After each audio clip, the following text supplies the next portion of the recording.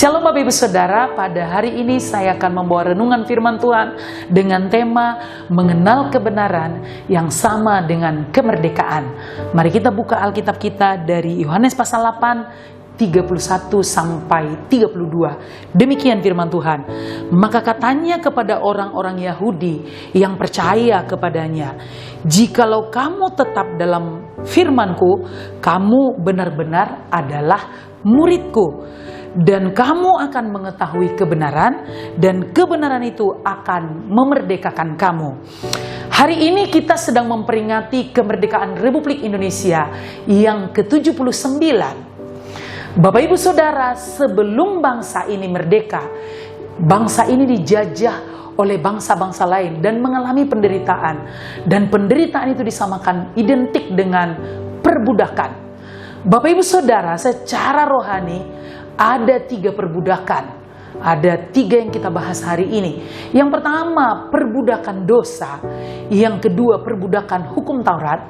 Yang ketiga, perbudakan kepada keinginan diri sendiri. Kita akan bahas satu persatu. Bapak Ibu Saudara, yang pertama perbudakan dosa, yaitu dalam Yohanes 8:34 dikatakan, kata Yesus kepada mereka, "Aku berkata kepadamu, sesungguhnya setiap orang yang berbuat dosa adalah hamba dosa.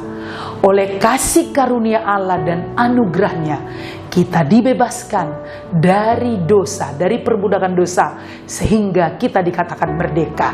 Namun Bapak Ibu Saudara, setelah kita menerima anugerahnya, ada hal-hal lain yang bisa memperbudak kita, yaitu perbudakan hukum Taurat dan perbudakan kepada keinginan diri sendiri. Bapak Ibu Saudara, perbudakan hukum Taurat adalah perbudakan yang ketika seseorang berpikir setelah menerima anugerahnya, dia harus taat melakukan hukum Taurat untuk mempertahankan anugerah yang Tuhan beri. Dan selanjutnya adalah perbudakan kepada diri sendiri, memuaskan keinginan diri sendiri, yang sama dikatakan dengan epitumia, yang artinya dia memuaskan keinginannya. Dan jelas itu kita tahu, itu sangat bertentangan dengan firman Tuhan. Untuk itu Bapak Ibu, kita harus kembali kepada kebenaran firman Tuhan.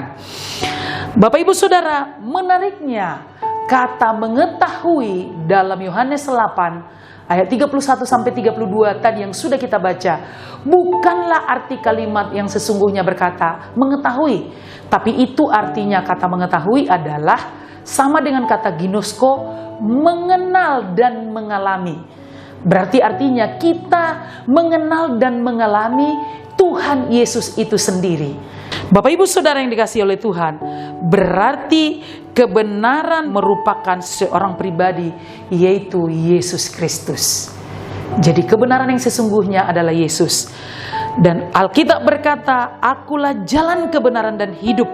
Kristus bukan hanya memerdekakan kita dari dosa, namun Ia memerdekakan kita dari perbudakan hukum Taurat dan dari perbudakan keinginan sendiri.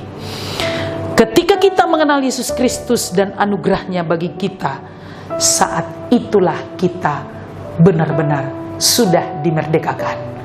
Merdeka. Tuhan Yesus memberkati.